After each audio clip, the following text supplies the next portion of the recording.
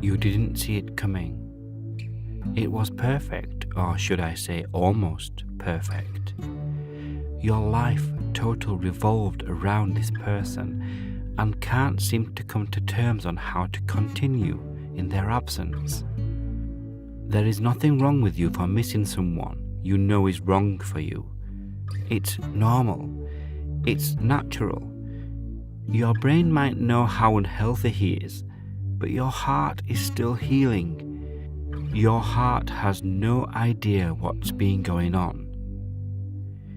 You can't change your past, but you can cleanse your memories. You have to teach yourself to lose interest in visiting the island resort where traumatic memories are repressed. But now you have a glimpse of what it feels like leaving someone else.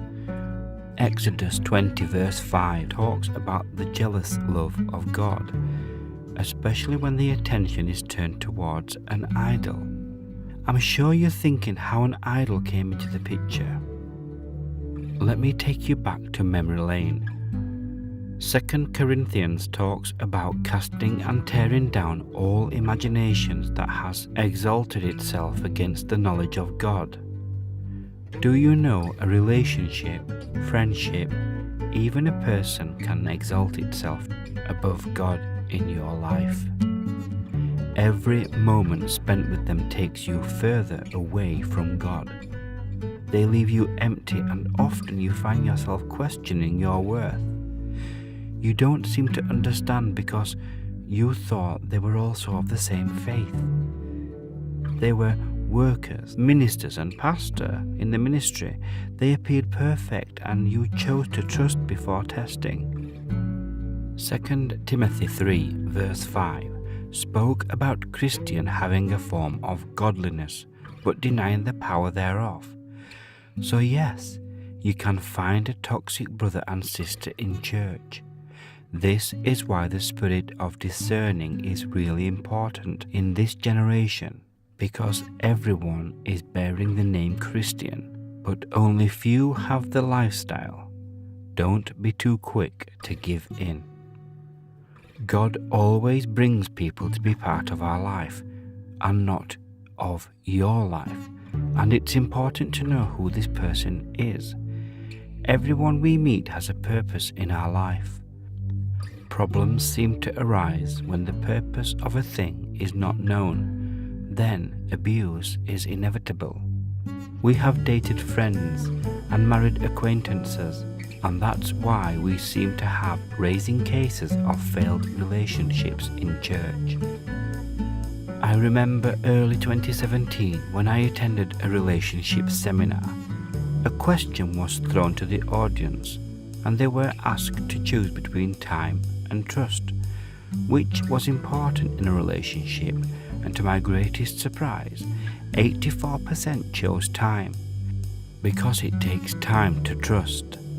That's when it dawned on me why a lot of relationships fail in our generation, because we are quick to rush in and slow to rush out.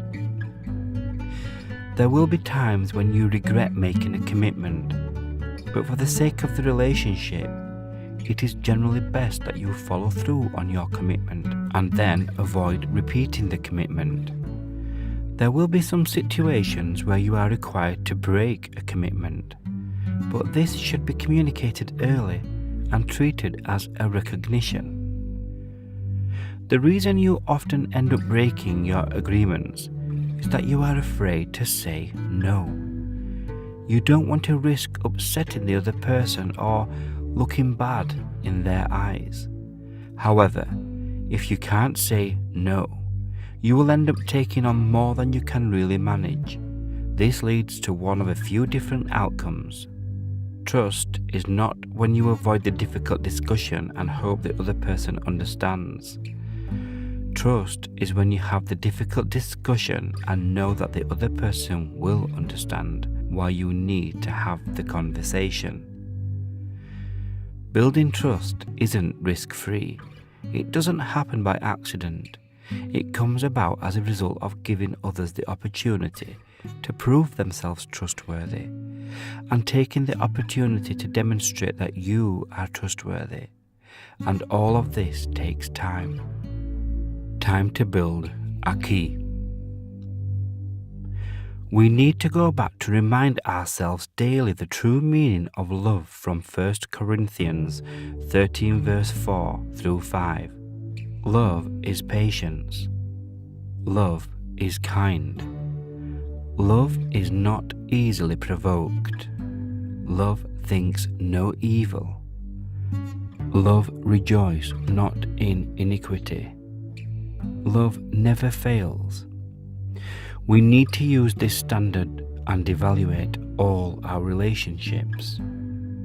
Living in constant fear and anxiety to if and when they call you or message you, hoping that every beep from your phone is a message from them. How can you love something so much that you allow it to suffocate because you never allowed it to breathe?